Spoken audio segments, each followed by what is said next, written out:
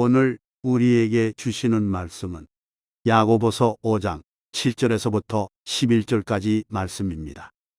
그러므로 형제들아, 주께서 강림하시기까지 길이 참으라. 보라, 농부가 땅에서 나는 귀한 열매를 바라고 길이 참아 이른 비와 늦은 비를 기다리나니 너희도 길이 참고 마음을 굳건하게 하라. 주의 강림이 가까우니라. 형제들아, 서로 원망하지 말라. 그리하여야 심판을 면하리라. 보라, 심판주가 문 밖에 서 계시니라. 형제들아, 주의 이름으로 말한 선지자들을 고난과 오래 참음의 본으로 삼으라. 보라, 인내하는 자를 우리가 복되다 하나니 너희가 욥의 인내를 들었고 주께서 주신 결말을 보았거니와 주는 가장 자비하시고 긍휼히 여기시는 이신이라. 오늘 이 시간은 길이 참으라 라는 제목을 가지고 하나님 말씀을 증거하도록 하겠습니다. 저 여러분이 함께 두 번째 시간을 같이 나누며 길이 참는 거에 대해서 은혜를 나누고 있는데, 저번 시간에 이 말씀을 통해서 우리가 중점적으로 봤던 게 무엇이죠? 바로 이른 비와 늦은 비에 대해서 말씀을 나눴습니다. 그래서 이른 비가 상징하는 게 무엇이었습니까? 예수 그리스도의 초림을 상징하는 거고, 늦은 비가 상징하는 것이 예수 그리스도의 재림을 상징한다고 말씀드렸습니다. 그래서 이것은 역사적인 사건 속에서는 예수님의 초림은 사실이 되어졌죠. 그러나 아직 신앙생활을 하면서 예수 그리스도의 초림이 자신의 심령 가운데 실제가 되지 않은 존재들이 있기 때문에 오늘 말씀을 들으며 주님 주신 은혜를 구하면서 우리 모든 심령들이 예수 그리스도의 초림이 내 안에 시작되어지며 이른 비를 경험한 자가 되어져야 늦은 비가 바로 저와 여러분들에게 실제가 된다는 사실이에요. 그래서 오늘 이 말씀을 통해 이른 비를 이미 경험한 자도 있을 것이고 아직 이른 비를 기다려야 되는 자들도 있을 것입니다.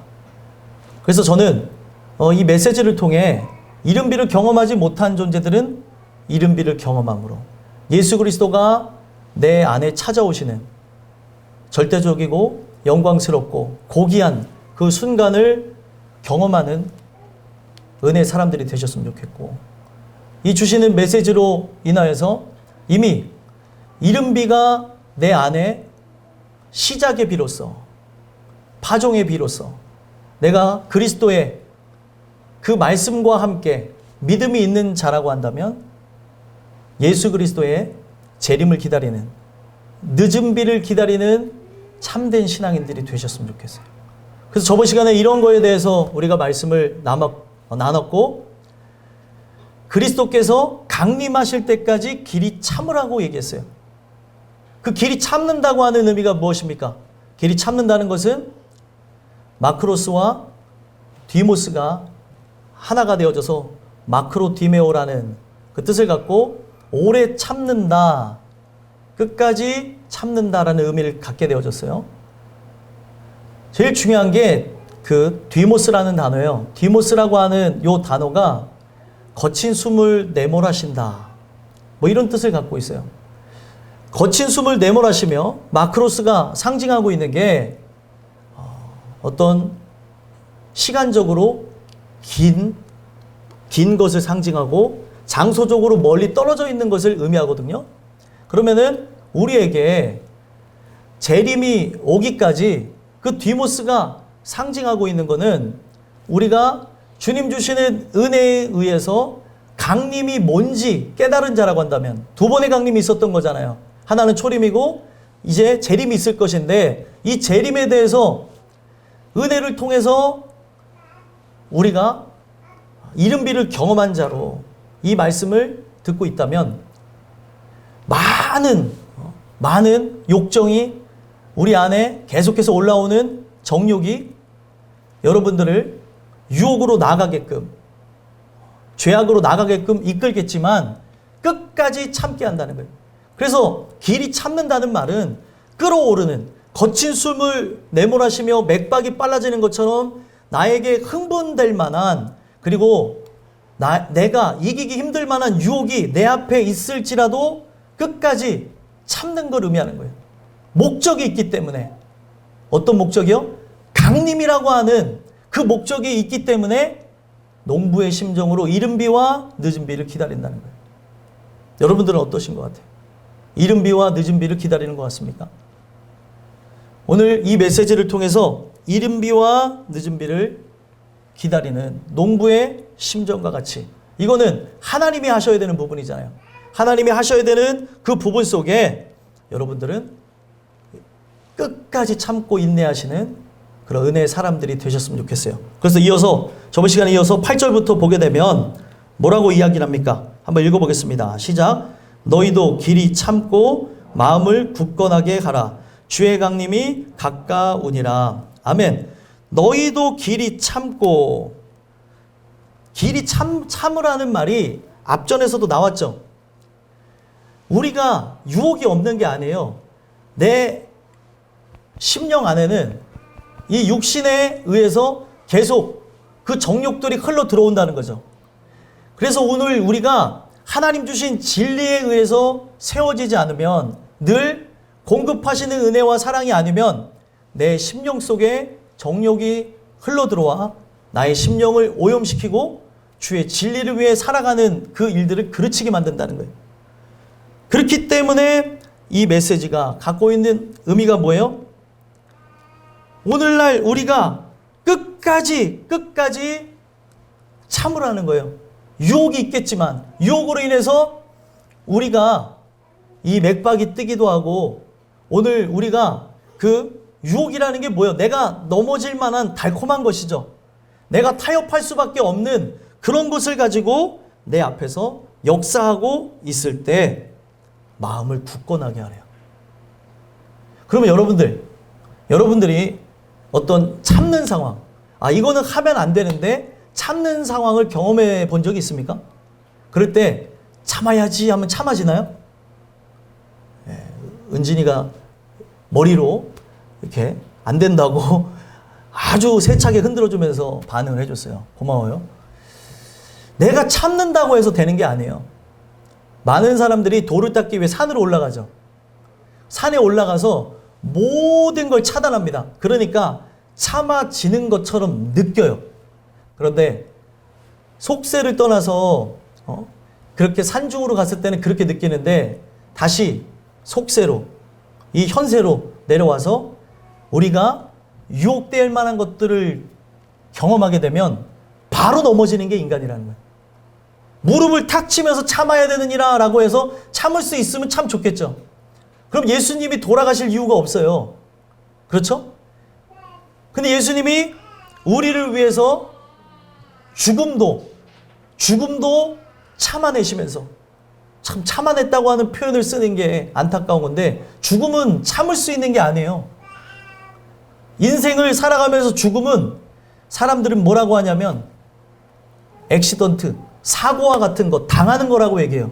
죽음 자체를 예측할 수 있는 자가 없고 죽음은 우리가 맞이하는 거라는 거예요.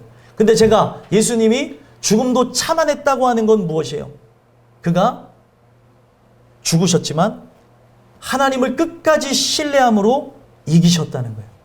그리고 하나님이 그를 살리셨다는 거죠. 우리가 그런 내용 속에서 예수님이 오늘 우리에게 마음을 주시고 생각을 주시고 다스려 주셔야 우리 마음 자체가 굳건해질 수 있는 거예요. 나의 의지적 결단으로 되는 게 아니라 그가 나를 다잡아 주셔야 한다는 거죠. 그래서 여기서 얘기하는 굳건하라, 마음을 굳건하게 하라라고 하는 요 말은 스테리조라고 하는데, 스테리조라고 하는 요 단어는 상징하는 게 고정시키다는 거예요. 고정시킨다고 할 때 핀으로 고정하는 거, 그리고 줄로 고정하는 거, 또 어떤 것을 멈추기 위해서 닻을 내리는 거, 우리는 고정되어지는 거에 대한 걸 많이 생각할 수 있어요. 그렇죠? 그런데 그 고정되어질 때 이거는 요동치는 내 마음에 대해서 인간이 스스로가 고정하는 게 아니라 농부가 내 마음을 붙잡으시는 거고, 농부가 닻을 내리시는 거고, 그 농부 대신 하나님이 나를 사랑의 띠로 묶는 걸 의미하고 있어요. 그래서 성경은 우리가 꼭 기억해야 되는 게 뭐예요? 사랑의 띠로 그리스도와 연합하게 됐다는 것. 내가 그리스도의 그 사랑 안에서 절대 끊어질 수 없는 존재라는 것을 가르쳐주고 있습니다. 그렇기 때문에 마음을 굳건하게 하는 이것은 인간의 결단으로 되는 게 아니라고 말씀드렸어요. 오직 주님을 신뢰하는 것에서 그 나라에 대한 소망을 갖게 되어질 때 굳건하게 지킬 수 있는 거예요. 고정될 수 있는 거예요. 사람의 마음은 요동치는 물결과 같습니다. 아무리 잔잔한 그 물을 바라본다 할지라도 남해가 그렇게 잔잔하다죠? 남해에도 물결이 칩니다. 그렇죠? 파도가 거의 없다 하더라도 물결이 치고 있는 것을 봐요. 사람의 마음이 그와 같다는 거예요. 그래서 풍랑이 불면 그 물결이 세차게 위아래로 치면서 움직이는 걸 봅니다. 바로 그 물결 치는 그것을 우리의 심령과 성경은 비유하고 있어요. 그래서 인간은 절대로 내 마음을 지켜낼 수가 없어요. 그래서 성경은 우리가 다른 걸 지킬 것이 아니라 너의 마음과 생각을 지키라고 얘기하죠. 그래서 내가 내 스스로 마음과 생각을 지킬 수 없기 때문에 성경은 긍휼이라고 하는 인간에게 가장 소중한 기도로 하나님께 도움을 청하게끔 만들어 놓으셨어요. 그럴 때 예수님께서 여러분들에게 말씀을 주시고 예수님께서 그 말씀을 여러분들에게 심령 가운데 들려지게 하심으로 여러분들의 마음에 믿음이 생겨날 때, 신뢰가 여러분들의 마음에 형성이 되어질 때, 여러분들의 중심 가운데 사랑이라는 게 있을 때 굳건하게 지킬 수 있다는 거예요. 마음을 굳건하게 하는 데서 가장 기반이 되어지는 게 뭐냐면 약속이에요. 성경 자체를 약속 덩어리라고 할 수 있습니다. 그래서 구약 39권을 우리는 뭐라고 하죠? 구약이라고 해요. 구약 39권을 구약이라고 해요.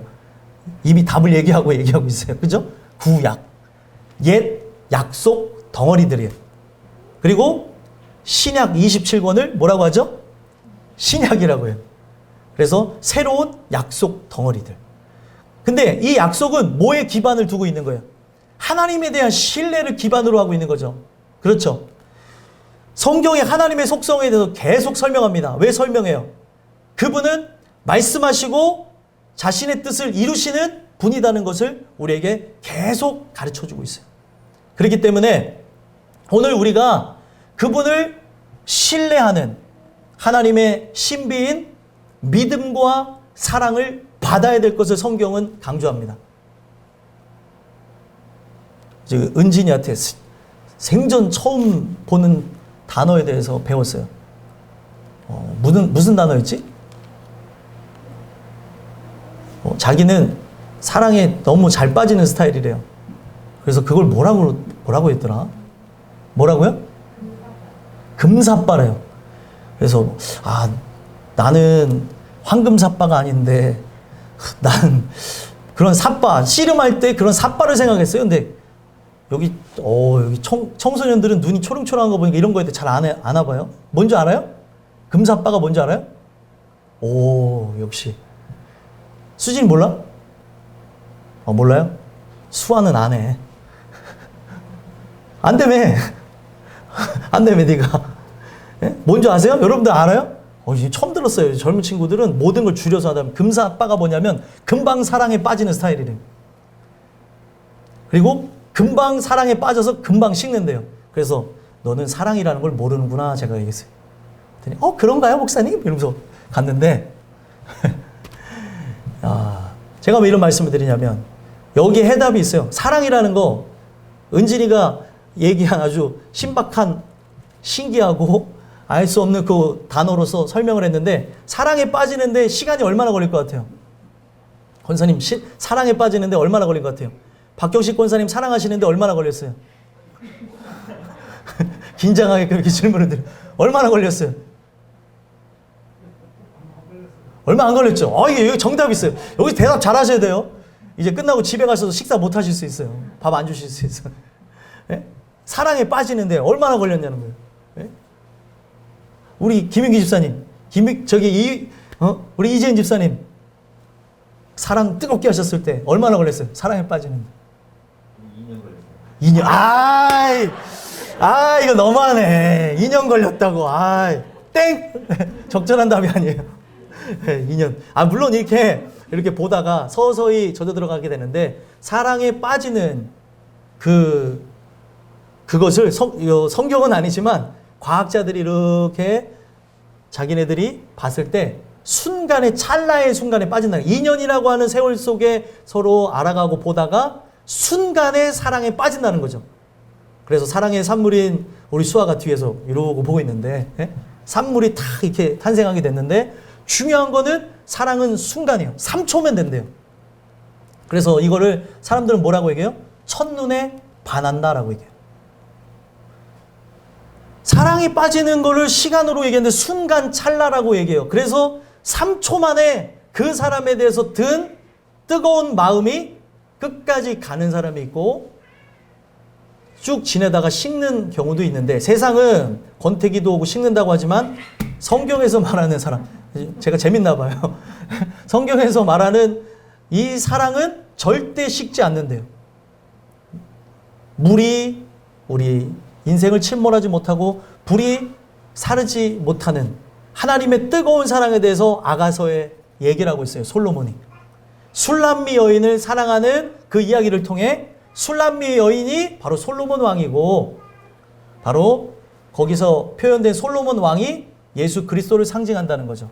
그래서 둘이 함께 사랑을 나누는 동산이 나와요. 그래서 사람들 그걸 아가동산이라고 그냥 말을 하는데, 진짜 아가동산은 아니고, 거기서 말하는 아가서의 동산을 줄여서 아가동산이라고 하고, 이걸로 막 너무 이름이 좋다 보니까 2단에서 갖다가 쓰고 막 그러는데, 그 동산에서 사랑하는 이와 함께 있다 보니까 나타나는 게 뭐예요? 신랑의 향기가 신부에게서 나는 거예요. 이거를 신약에서 풀이하기를 뭐라고 얘기하는 거예요? 너는 그리스도의 향기라라고. 그와 함께 교제함으로 나타나는 이 세상에서 맡을 수 없는 고유의 향기인 거죠.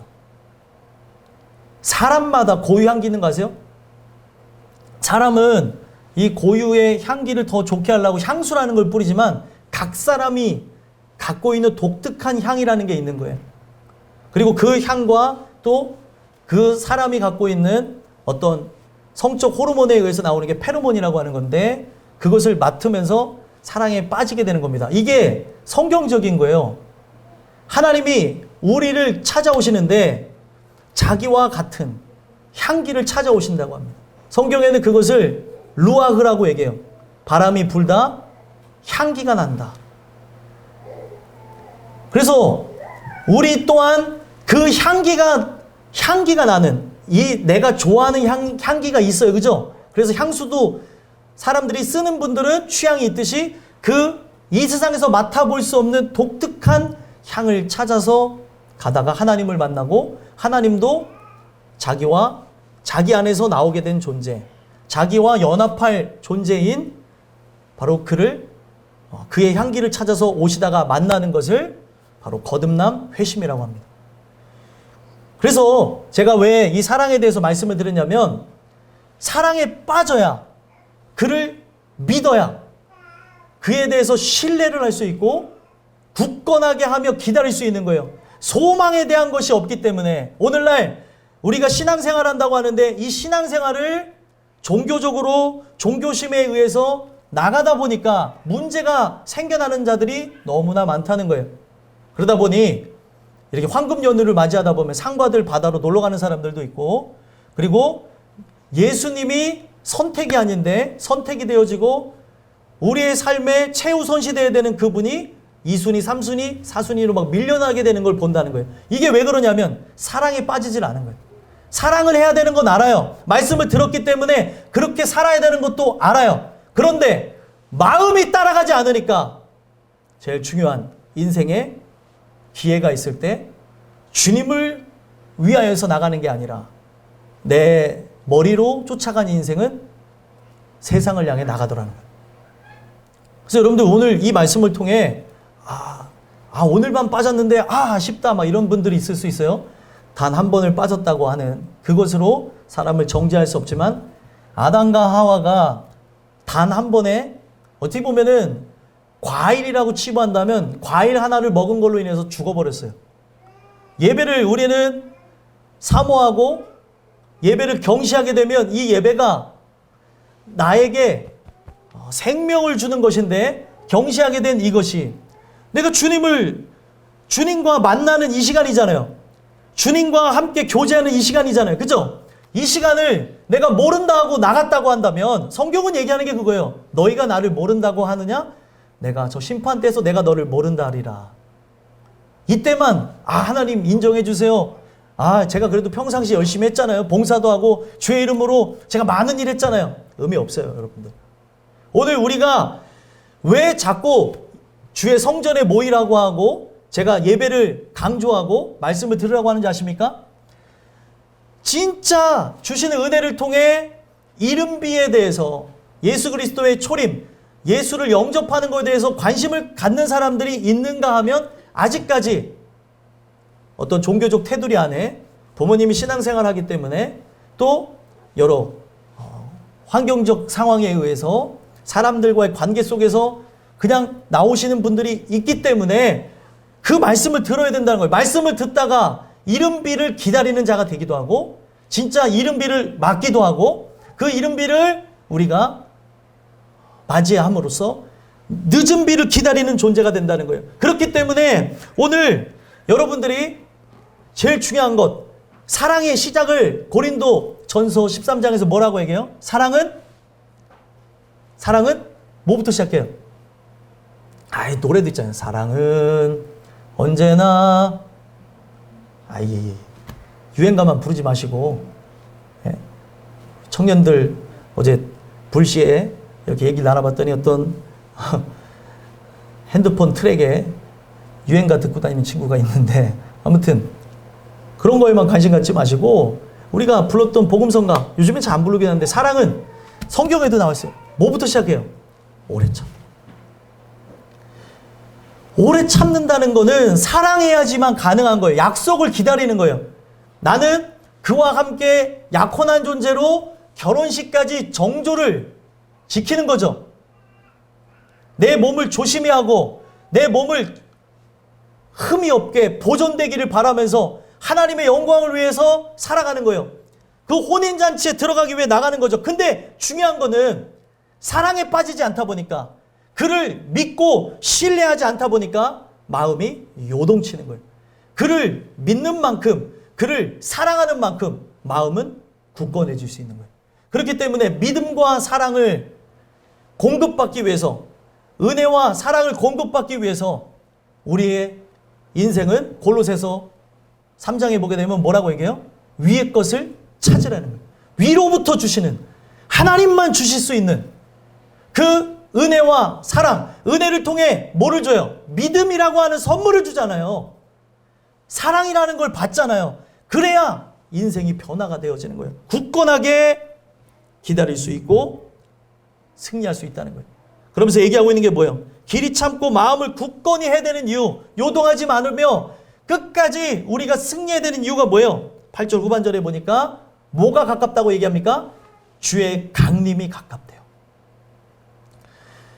나와 함께 하고 있는 말씀으로 함께 하시는 신랑이 내 눈앞에 실물로서 영접되어지고 그가 영원한 천국으로 나를 이끄시는 왕으로 나타날 그날, 재림하실 그날이 가까웠다는 거예요. 이 가깝다고 하는 게 어떤 의미냐면 곧이라는 거예요. 곧. 아주 가까운 이 초단위를 얘기하고 있는 겁니다. 왜 성경은 이렇게 얘기합니까? 주의 강림이 가깝다고 하는 이유를 우리 인생이 성경은 몇 년 남았다고 얘기해요. 성경에 있는 모든 부분을 참고해서 볼 때 사도들이 왜 이렇게 말세의 때가 가까이 왔다고 하면서 깨어 근신하며 정신을 차리고 기도하라고 얘기하고 마귀가 오는 사자와 같이 삼키자로 두루 찾아다닌다 그러고 모이기를 힘쓰라고 얘기하고 그리고 죄를 돌아보라고 얘기하고 저 영원한 천국을 바라보라고 얘기하고 강림에 대해서 얘기한 이유가 뭔지 아십니까? 성경에서 이야기하는 우리 인류에 남아있는 시간은 7년밖에 없다는 거예요. 여기서 잘 들으셔야 돼요. 잘못하면 오해하게 되고 다른 분들한테 실언을 하게 됩니다. 이거는 다니엘이 봤던 70일에 근거하게 되는데 69일의 이후에 예수께서 부활 승천하심으로 온 인류에 대한 시각이 이 전체적인 인류의 시계가 한 일회가 남은 시점에서 우리가 그 한 일회를 기다려야 되는 존재로 만들어 버리셨다는 거죠. 7년을. 이 얘기가 뭐냐면 예수님이 부활하신 그 순간부터가 다니엘이 이야기한 걸 통해서 다 계산해 보면 69일에가 되어지고 마지막 한 일회가 남은 7년이 인류에게 남아져 있는 시간이라고 성경은 우리에게 말씀해 주시면서 오늘 우리가 7년이라고 하는 인류의 남겨진 시간 가운데 초입에 살고 있는지 7년의 반이 언제죠? 3년 반 중간에 살고 있는지 아니면 7년의 후반에 살고 있는지 알지 못하기 때문에 이건 누구만 아냐? 누구만 알아요? 하나님만 아시는 거예요. 그리스도에게도 공유되지 않는 것입니다. 그렇기 때문에 그 날과 그 시에 대해서는 아들도 모르고 천사도 모르고 아무도 모른다고 하는 거죠. 지금 우리가 말세의 지말 끝자락을 살아가고 있어요. 아니 지금 21세기에 전쟁이 일어날 거라고 하는 것을 우리는 전혀 예측할 수 없었는데 성경은 이미 예고하고 있었고 첨단 전쟁과 함께 더불어서 지금 이 순간에도 지구 반대편에서 우크라이나 국민들이 죽음을 당하는 아주 기이한 광경을 보고 있어요. 그래서 많은 사람들이 피난을 가고 있는데 어제 성민이라고 하는 우리 교회 청년이 어떤 영상 중에 하나를 봤는데 많은 사람들이 도망가고 있는데 도망가지 않는 어떤 사람들이 모여서 기도하는 장면을 봤는데 가슴이 뭉클했다는 거예요. 내가 만약에 그 순간에 있다면 나는 어떨까? 오늘 우리는 살아가면서 바쁘죠. 우리나라는 대선으로 정신없고 그리고 우리가 먹고 사는 문제에 의해서 내가 너무 치열하게 살다 보니 지구 반대편에서 일어나는 소식에 대해서 아 그런 일이 있구나라고 하고 공감대가 형성이 되지 않고 나가고 있는 많은 국민들을 보기도 해요. 공감하고 있는 사람도 있지만 공감이 되지 않는 사람들. 이게 말세의 때를 보여주고 있다는 것을 인지하지 못하는 사람들이 더 많다는 거예요. 러시아가 전쟁을 할 거에 대해서는 많은 사람들이 성경을 통해서 러시아뿐만이 아니라 여러 문제에 의해서 인지하고 있던 바예요. 되게 웃긴 일인데 여러분들 뭐가 웃긴 일이냐면 여기서 미국이 섣불리 전쟁에 나서면 무엇이 터질 것 같아요? 영국이 섣불리 나서게 되면 무슨 일이 일어날 것 같아요? 여러분들 무슨 일이 일어나는 거예요? 세계 3차 대전이 터지는 거예요. 아무렇지도 않게 터지는 겁니다. 그러니까 우리는 그 초입에 살아가고 있는데 이거에 대해서 우크라이나 국민들은 막 떨면서 기도하고 있고 아 이게 말세의 때가 있다는 걸 직감하고 있는 그리스도인들이 있는데 우리는 저기 지구 반대편에 있다 보니까 그런 거에 대해서 모르고 호의호식하고 즐기고 먹고 마시며 살아가다 보니까 주의 강림이 가까웠다고 하는 이 말이 인지가 되지 않는 그들에게는 너무나 현실이 되어지는 바예요. 주의 강림이 가까운 측면에서 그러면은 아무것도 하지 말고 기도만 해야 되나요? 제가 말씀드렸죠. 디도서를 통해서 얘기했던 게 뭐예요? 끝까지 우리는 주의 일을 해야 된다는 거죠. 종말이 오늘 밤에 온다 할지라도 내일 온다 할지라도 내가 삶을 영위하면서 해야 될 형벌의 삶을 살아가는 것이 아니라 바로 우리가 이 땅 가운데서 돈을 수단으로 여기면서 하나님 주신 그 재능을 가지고 달란트를 가지고 그의 영광 돌리는 삶을 살아가야 된다는 거예요. 아무리 강림이 가까웠다 한다 할지라도 그런데 중요한 거는 이것을 인지하며 살아가는 그리스도인이 얼마나 되어지고 세상 사람들은 얼마나 되어지고 이거에 대해서 같이 공감하는 사람이 몇이나 되냐는 거죠. 성경이 얘기하는 것은 가까웠다는 거예요. 제가 말씀드렸죠. 몇 년 남았다고요? 7년.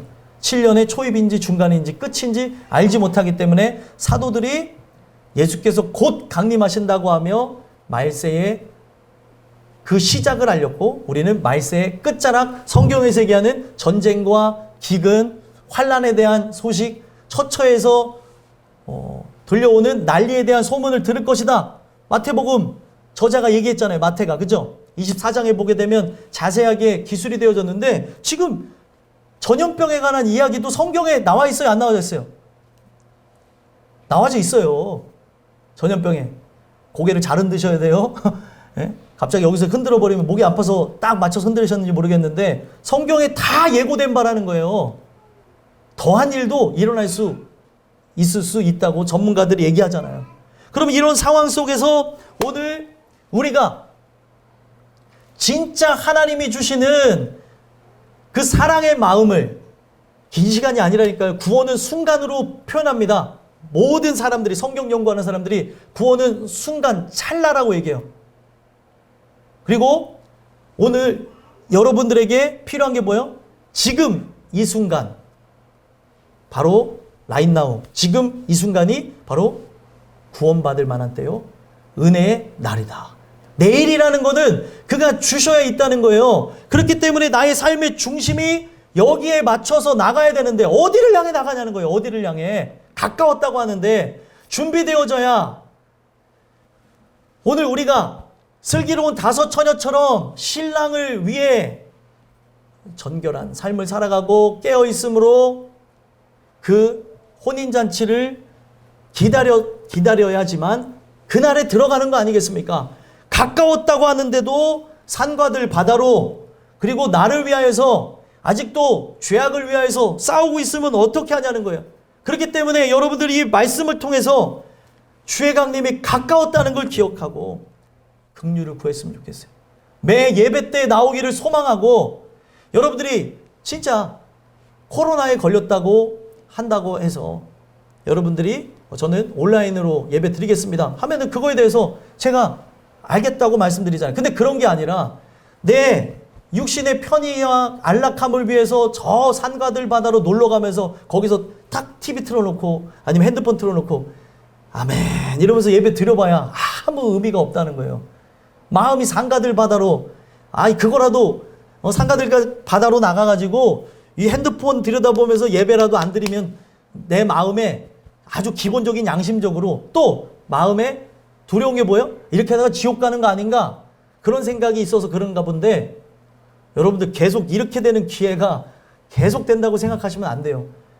그렇게 신앙에 대해서 기회주의로, 신앙에 대해서 어떨 때는 열심히 하는 것 같으나 오늘 우리 인생이 자꾸 세상을 향해서 나가는 이 마음과 함께 종교적으로, 종교심에 의해서 나가는 존재는 멸망으로 나갈 수밖에 없습니다.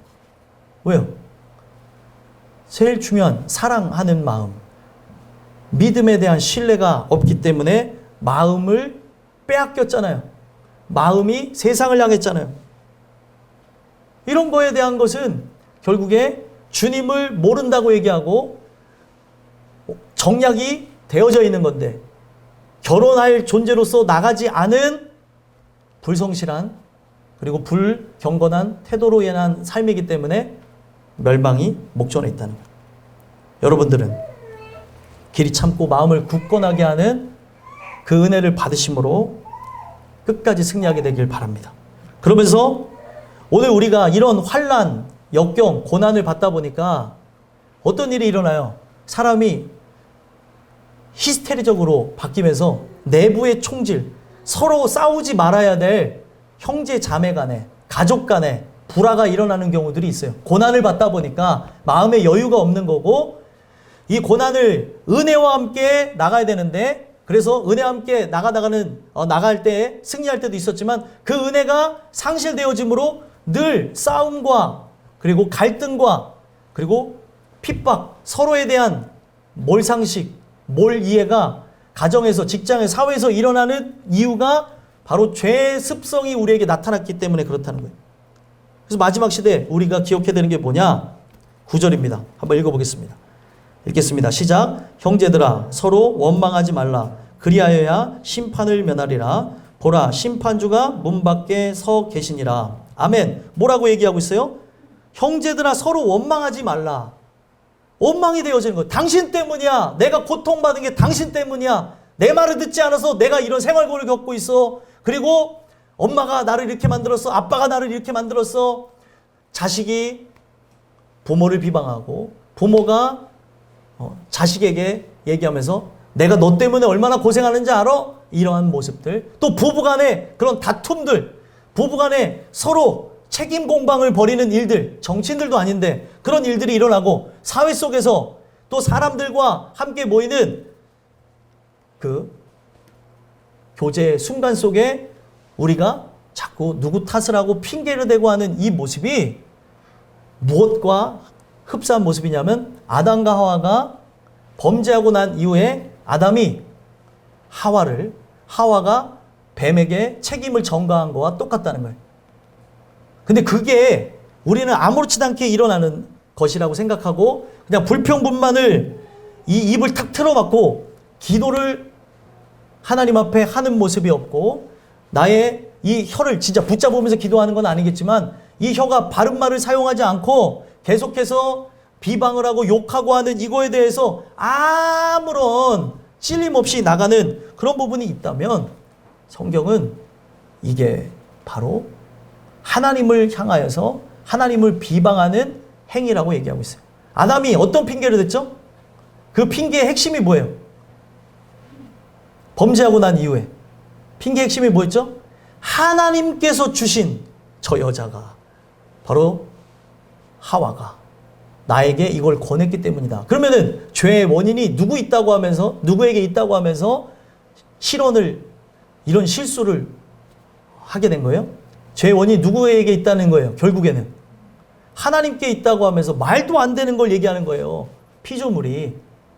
이게 바로 하나님에 대해서 그들이 감각을 잃어버렸고 하나님에 대해서 그들이 죽어졌다는 것을, 하나님이 어떤 분인지를 이제는 은혜를 주시지 않으면 모르는 존재가 되어졌다는 걸 보여주는 사건이라는 거예요.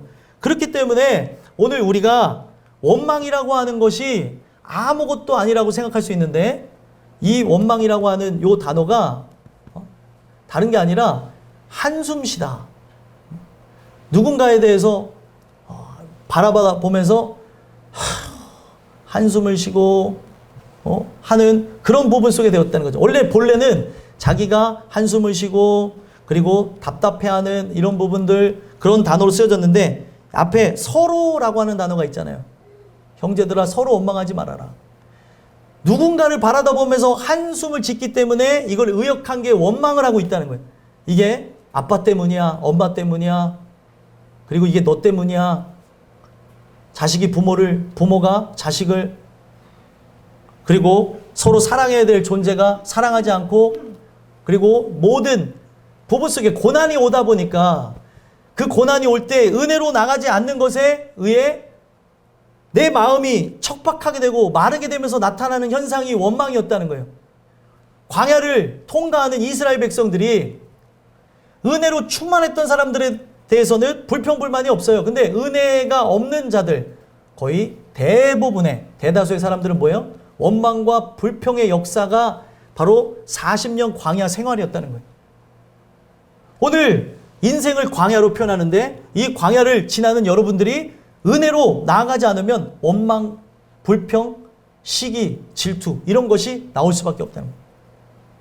하나님이 은혜를 주셔야지만 우리가 사는데 이 원망을 통제하지 않으면 성경에는 무엇이 있습니까? 성령의 열매에 대해서 얘기하고 있죠. 성경의 열매 중에 무엇이 있어요? 절제라는 게 있어요. 오늘 그가 나와 함께 하시면서 내 마음을 다스릴 때 오늘 분명 내 입이 막 말하고 싶어요. 나의 혀가 막 요동치고 또 이 모든 원인이 너 때문이야, 당신 때문이야 라고 하면서 누군가에게 책임을 전가하고 싶을 때 성령이 나와 함께 하셔야지만 이것이 통제되어지고 그걸 통해 뭐를 면하게 돼요? 오늘 우리가 심판을 면하게 되는 거예요. 아무렇지도 않게 생각하고 넘어가고 있는 불평, 불만, 비방이 내가 심판받을 대상이 되고 있다는 걸 기억해야 된다는 거예요. 아, 이게 죄의 모습이 나에게서 나오는 거구나. 책임을 전가하는 게, 핑계를 대는 게, 이런 모든 게 다 내가 은혜가 없어서 나타나는 현상이구나 라는 걸 기억하시고, 여러분들이 이 메시지를 보면서 기억해야 되는 게 뭐예요?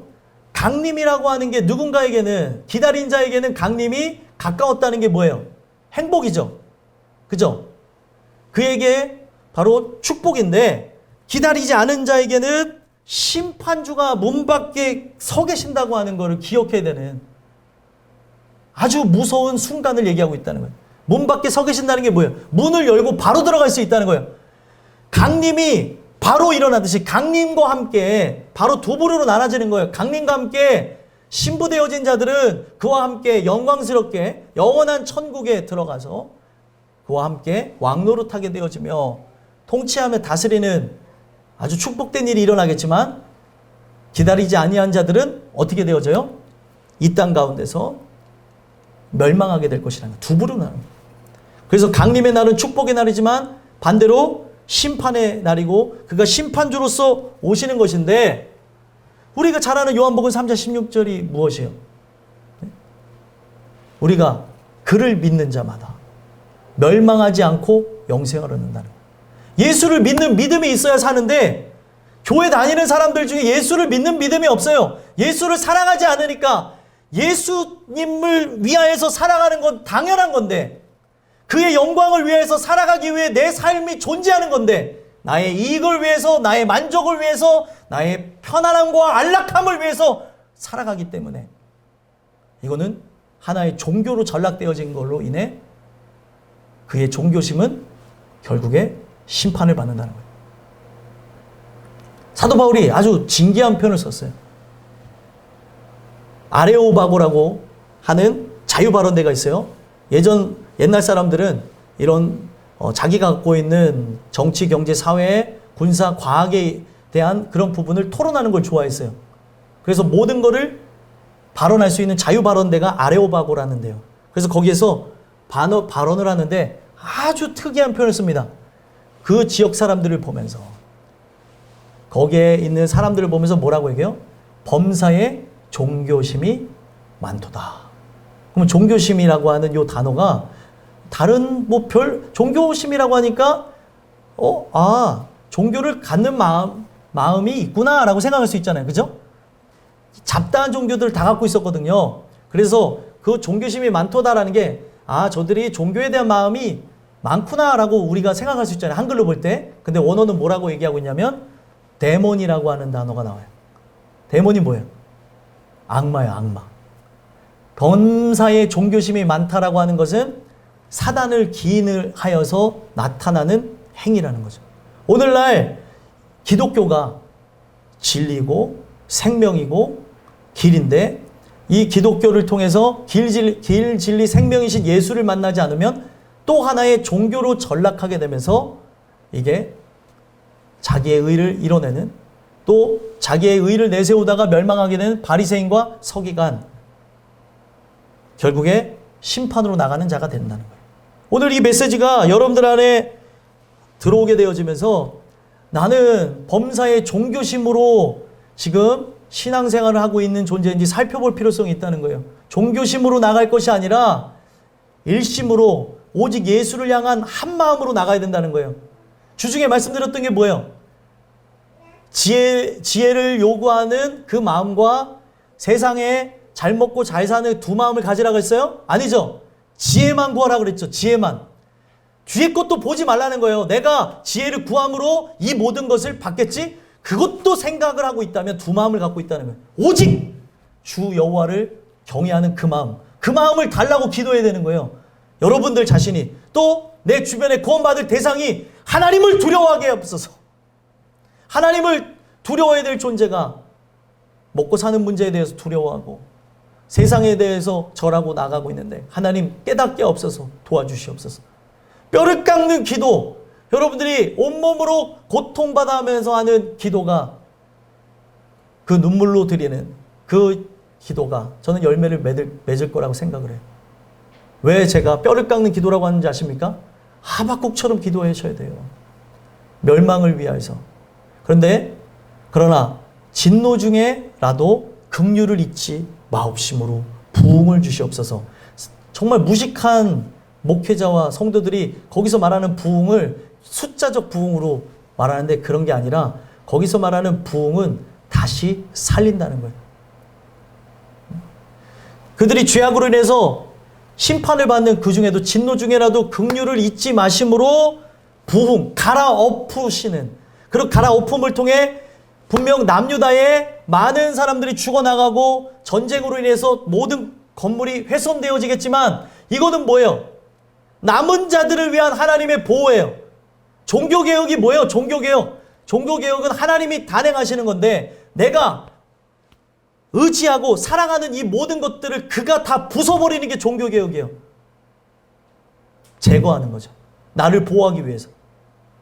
그리고 남겨진 자들, 회개한 자들 통하여서 다시금 하나님이 그들을 약속의 씨로서 이끌어 나가는 게 진짜 부흥이라는 거예요.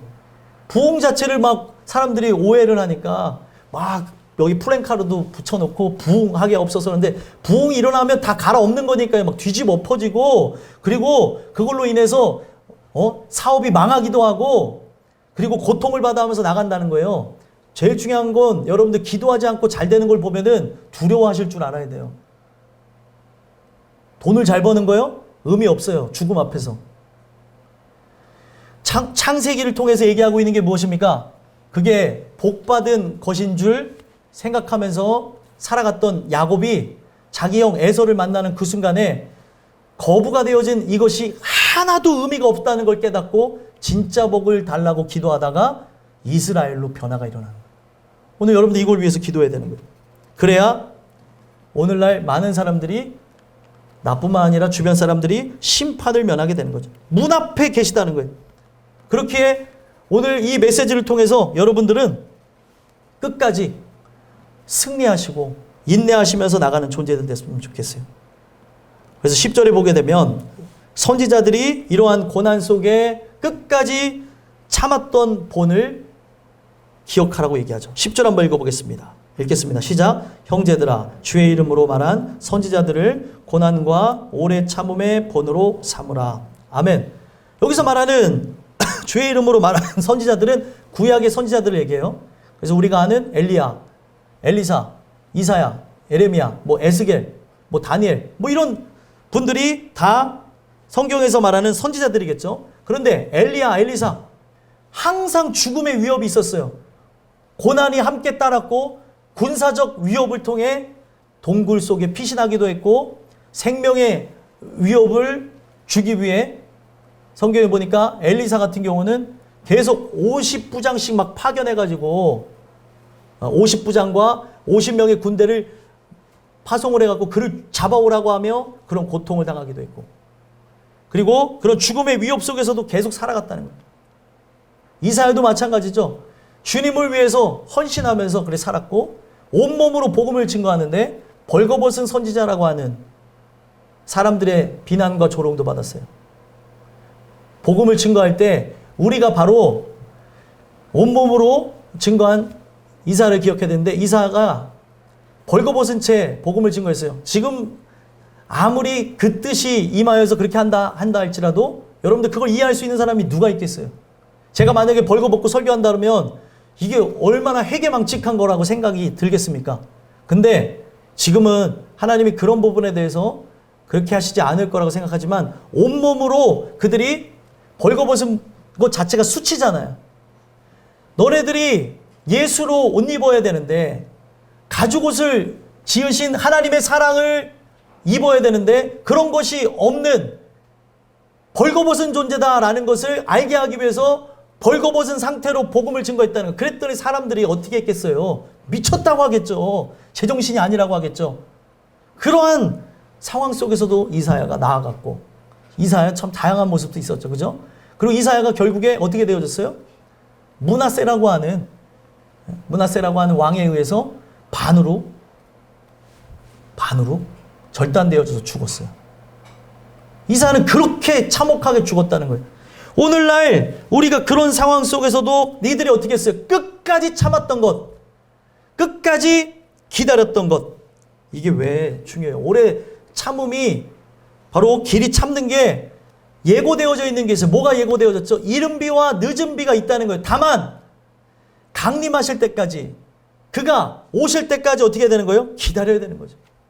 오늘 우리가 그것을 본으로 삼는다면 그들은 분명 우리가 아는 마태복음에 복 있는 자들에 대해서 이야기할 때 그들은 어떻게 됐어요? 이미 하늘에서 큰 상을 받았죠. 의를 위하여 핍박받는 자, 주를 위하여서 모든 욕과 능욕과 고통과 괴로움을 받았던 그들은 하늘에서 이미 승리하여서 그 영광 속에 들어갔다는 거예요. 오늘날 우리에게 그런 것이 나타나야 참 그리스도인이라고 하는데 어찌 이렇게 평안하고 고요하게 어떻게 평안하다 안녕하다 하면서 살아가겠냐는 거예요. 성경은 그렇게 얘기합니다. 깨어있는 자는 낮에 행하는 자들로서 예수님을, 낮에 행하는 자들에게 일어나는 일들에 대해서는 이런 일이 일어났구나 하면서 기다린 자로 만나겠지만, 깨어있지 않은 자들은 예수님이 도적같이 임하게 될 것이고 평안하다 안전하다 할 때에 멸망이 호련히 임할 것이다 라고 얘기하고 있어요. 오늘 이 메시지를 통해 여러분들 주의 긍휼을 구하는 자들이 됐으면 좋겠어요. 끝으로 우리가 기다리는 부분 속에 부족하고 연약하며 엎치락 뒤치락하는 상황 속에서 11절은 욥의 인내를 얘기합니다. 욥이 어떤 존재인지에 대해서 11절 마지막으로 읽어보겠습니다. 읽겠습니다. 시작. 보라, 인내하는 자를 우리가 복되다 하나니 너희가 욥의 인내를 들었고 주께서 주신 결말을 보았거니와 주는 가장 자비하시고 긍휼히 여기시는 이시니라. 아멘. 여기서 뭐라고 얘기합니까? 인내하는 자가 복이 있대요. 길이 참고 기다릴 수 있는 존재가 복되다라고 얘기했어요. 그래서 주중에 제가 수요일, 금요일날 했던 설교 중에 인내에 대해서 말씀드렸어요. 이 인내가 상징하는 게 뭐라고? 인내가 무슨 뜻을 갖고 있다 그랬어요? 자꾸 듣고 잊어버리면 안 돼요. 이런 것들을 메모하시고 이런 것들을 기억해야 돼요. 인내가 뭐라 그랬죠? 네? 아래에서 기다리는 거. 밑에서 기다리는데 정체성이 바뀌어진 존재죠. 어떤 존재예요? 그리스도의 신부로서 기다린다는 거예요. 그래서 인내라고 하는 요 단어가 원어로는 아래에서 기다린다 라고 하는 단어인데, 이게 왜 그렇게 되어졌냐면 휘포메노라는 단어에 의해서 됐는데, 휘포는 아래에서 라고 하는 거고 메노는 기다린다, 거주한다, 거주하다, 살다 이런 뜻이에요. 근데 거주하다, 살다라고 하는 요 앞에 상황, 그런 관계 속에서 기대하는 심정으로 거주한다는 거예요. 이 땅에서 내가 살기는 하되 하늘에 속한 자로 기다려야 되는 거예요. 뭘 기다려요? 주의 강림을. 이른 비와 늦은 비를 기다리면서 나가는 그런 자들, 그것 때문에 끝까지 참고 인내하는 자들, 예수를 위하여서 오늘도 희생하며 나가는 존재들, 이것 때문에 오늘 여러분들이 많은 사람들이 답답하다고 그러고 미쳤다고 그러고 그리고 고리타분하다고 그러고 그리고 여러분들을 향해서 배타적이라고 그러고 여러분들에 대해서 핍박, 환난 주는 그런 일들이 있다 한다 할지라도 끝까지 기다리는 자, 이 땅에서 거주하되 저 천국을 바라다 보면서 기다리는 그 인내하는 자를 성경은 뭐라고 얘기해요? 복되다. 진짜 복이 있다라고 얘기하는 거예요. 그래서 성경은 복에 대한 의미가 두 가지가 있어요. 뭐 여러 의미가 있겠지만 그 중에서 구약에서 말하는 대표적인 복이 바라크예요. 바라크가 뭐냐면 무릎을 꿇는 거예요. 보이지 않는 하나님께 무릎을 꿇는 것 자체가 복이다라고 얘기하고 있어요. 그러면은 신약에서 말하는 복이 뭐냐? 마카리오스라는 단어에서 나왔는데, 마카리오스는 이 복이 상징하고 있는 게 뭐냐면 최고의 복을 얘기하고 있어요. 최고의 복, 그리고 인생이 말로 표현할 수 없는 행복을 누리는 것을 바로 복이라고 얘기합니다. 그래서 이것을 표현하는 게 심령이 가난한 자는 복이 있나니, 그리고 애통하는 자는 복이 있나니, 그 복 거기에 다 나오는 이 복이 마카리오스라는 단어예요. 최고의 축복. 그럼 최고의 축복이 상징하는 게 무엇이냐? 예수님을 얘기하는 거예요. 그 예수님을 마음에 모신 자, 그 예수님의 초림이 있는 자. 그 초림이 있는 자는 여러분들 되게 중요한 게 초림을 경험했어요. 그러면 이 사람에게 재림은 뭐예요? 필연적으로 따라오는 거라는 거죠. 그래서 오늘 우리가 은혜를 통해서 성경 속에 얘기하는 팔복이 얘기하는 게 한 가지 복을 얘기하는 거예요. 한 가지 복. 예수라고 하는 참복을 받았느냐? 그래서 1부터 4까지는 받기 이전의 모습이고 5부터 8까지는 받고 난 이후에 삶의 열매에 대해서 조명하는 겁니다. 그래서 오늘 우리가 이 복을 받았다고 한다면, 이 복을 받았다고 한다면 세상이 우리를 환난을 줘요. 자식을 통해서, 그리고 부모를 통해서, 남편, 아내를 통해서, 그리고 돈, 명예, 권력, 권세를 통해서, 그리고 내가 사랑하는 것들을 통해서 막 고난이라는 걸 줄 때 저 천국에 대한 기대 때문에, 천국에 대한 소망 때문에 기뻐할 만한 상황이 아닌 중에도 행복한 거예요. 행복하십니까? 행복하세요? 아, 목사님 저는 행복하지 않아요. 그러면 여러분들 은혜가 없는 거예요. 은혜가 있는 자가 행복한 거예요. 절망의 순간에도 그를 기다리며 소망하는 거죠. 하나님께서 회복하게 하실 것이다. 도우실 것이다. 그것 때문에 오늘 평안함을 우리가 바라보게 되는 거고 다시 일어나게 되는 거예요. 그래서 성경에 여기 대표적인 인물을 얘기합니다. 욥을 소환해서 얘기해요. 뭐라고 얘기합니까? 너희가 욥의 인내를 들었고. 자, 욥은 여러분들 오해하지 마셔야 되는 게 처음부터 의인이 아니었어요. 그가 도덕과 윤리적인 측면에서는 모든 사람들이 존경할 만한 모습이 있었어요. 그런데 그는 하나님이 그렇게 그의 성정을 만드심으로 많은 사람들을 구제하고 봉사하고 도덕적으로도 윤리적으로도 높은 기준의 사람이었고, 그리고 그는 하나님에 대해서 끝까지 꾸준함을 갖고 있었던, 눈으로 볼 때 아주 아름다운 신사의 모습을 갖추고 있었던 거죠. 그런데 그런 상황 속에 마귀로 인한 시험을 하나님이 허락하시면서 그가 가지고 있는 민낯이 드러나게 되는데, 그의 인생 속에 자식이 죽는 상황 속에서도 하나님 원망하지 않았어요. 그죠? 주신 이도 여호와시고 거두신 이도 여호와시라고 하면서 하나님을 찬양합니다. 그 속에서도 안 나타났어요. 그 자식이 죽는 그걸 보며 아내가 뭐라고 하며 욕설을 가하기도 하고, 그리고 심지어 많은 재산에 피해를 얻고, 그리고 본인의 몸에 병이 들게 됩니다.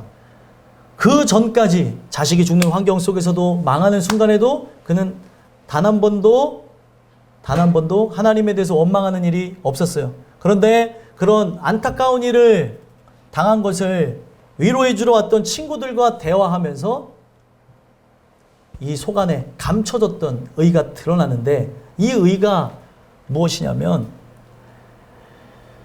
도대체 하나님이 왜 이런 일을 주시는지에 대해서 그들은 대화를 시작한 거예요. 너의 죄 때문이다. 인과응보에 의해서 너가 이 죄를 범했기 때문에 이런 일이 일어난 게 아니냐, 저런 일이 아니냐 얘기하다가 자기가 아프게 되어졌죠. 자기가 그리고 알 수 없는 피부병에 의해서 기왓장으로 몸을 박박박 긁어서 피와 고름이 나는 그런 상황에 이르러 잠도 못 자고 가게 되면서 욥이 어디까지 추락하게 되냐면 자기의 생일을 저주합니다. 그리고 심지어 하나님이 이런 일을 행하는 거에 대해서 잘 알지 못하기 때문에 이 원망과 불평이 섞여서 나오면서 어떤 실언을 하게 되냐면 하나님보다 자기 자신이 의롭다고 얘기해요. 여러분들 이게 뭐냐면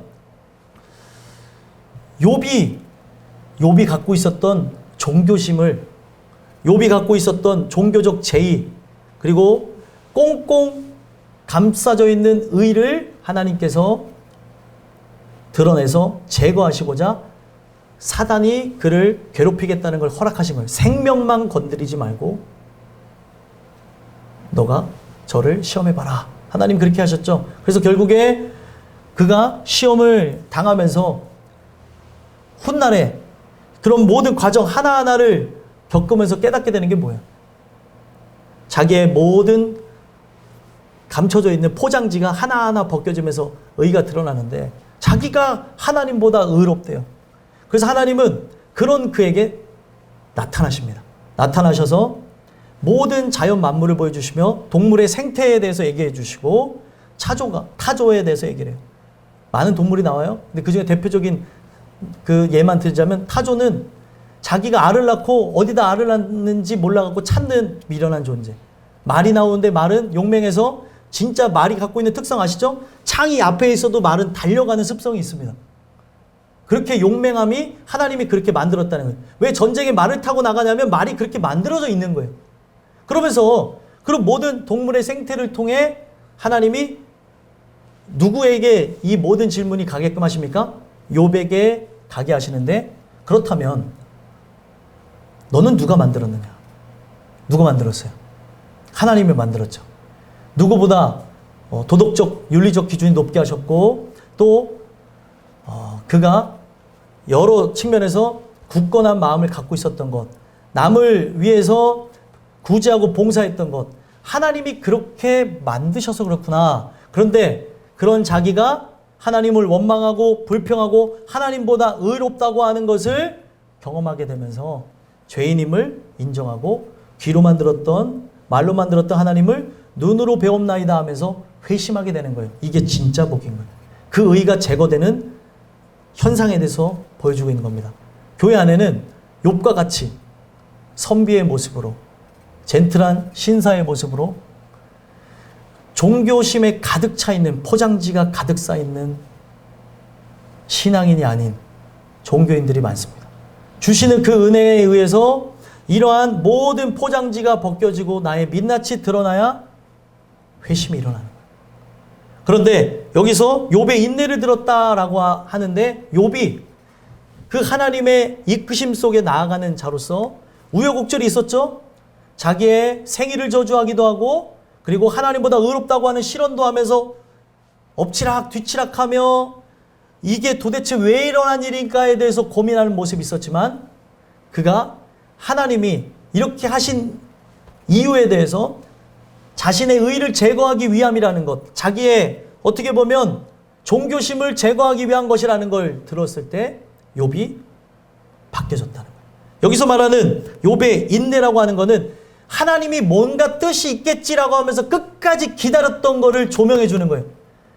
신부된 심정으로 늦은 비를 기다리듯이 이른 비를 기다리듯이 욥이 그걸 기다렸다는 거예요. 여러분들이 이걸 들으면서 이거 다 아는 내용인데 라고 하는 그런 종교심으로 가득 차 있는 분들 있죠. 이걸로는 목회자든 성도든 누구든 안 됩니다. 내 심령 속에 우리가 인생을 살아가면서 이렇게 말로 표현할 수 없는 일들이 일어난다니까요. 하나님이 왜 내 인생에 이런 일을 행하셨지? 하나님이 왜 우리 가정에 나한테 이런 일을 행했지? 그러면서 물음이 가는 일들이 많이 생겨난다는 거죠. 그때 우리가 가져야 되는 건 뭐예요? 끝까지 기다려야 되는 거예요. 농부의 심정과 같이 그렇게 기다릴 때 욥도 기다렸습니다. 하나님의 뜻이 있겠지 하면서 기다리다가 결국에 아름다운 결말을 봤죠. 회심하게 되어지고 바뀌어진 자로 진짜 복받은 자로 바뀌어졌다는 거예요. 마지막에 오늘 우리가 이 말씀을 듣는 이유가 뭐예요? 진짜 복받은 자가 되어야 되기 때문에 인생에 예수 그리스도가 진리이시고 그리고 참된 복이시라는 것을 우리가 결말적으로 봐야 되기 때문에 오늘 우리는 그걸 기다려야 된다는 거예요. 그렇기 때문에 성경은 뭐라고 얘기합니까? 하나님이 가장 자비하시고 긍휼히 여기시는 자로서 오늘 여러분들을 저를 그렇게 참고 인내하시고 기다리면서 우리를 바꾸기를 원하신다는 거예요. 오늘 여러분들이 이 메시지를 듣고 여러분들이 이른 비를 맞은 존재인지 아니면 이른 비를 기다리는 존재인지 그리고 이른 비를 맞은 존재로서 늦은 비를 기다리는 재림 신앙을 가진 성도인지 살펴보시면서 끝까지 욥이 기다렸던 것처럼 오늘 우리가 이 남겨진 자로서 이 땅 가운데 있는 자들로서 정체성이 신부의 모습으로 아래에서 비록 살고 있지만 이 땅에 거하지만 하늘에 속한 자로 저 천국을 바라보는 심정으로 이런 결말을 보는 자, 복을 받은 존재로서 승리하는 자들이 됐으면 좋겠다는 오늘 주의 긍휼을 그리고 그의 자비를 여러분들이 소망하시는 자로서 이 메시지가 여러분들한테 생겨져서 기쁨으로 감사로 나가는 주의 백성들이 되시기를 간절히 소망합니다. 기도하겠습니다.